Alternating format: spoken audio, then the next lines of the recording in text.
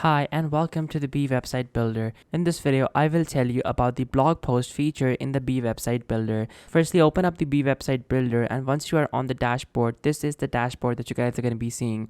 On the left side, you have the option for blog post. Simply drag and drop blog post element in your Beae website builder's main page.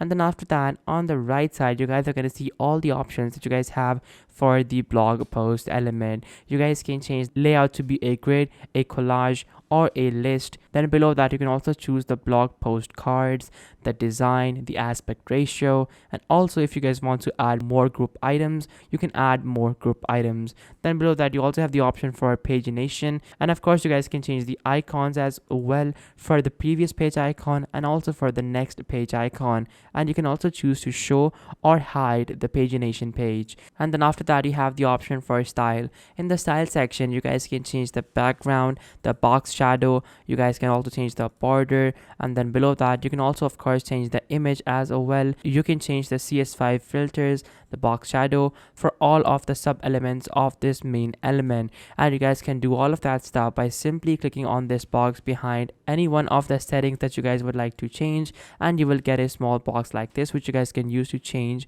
whatever you want to. So guys, that is how you can use the blog post feature in the Beae website builder. Thank you so much for watching. Take care. Till next time. Goodbye.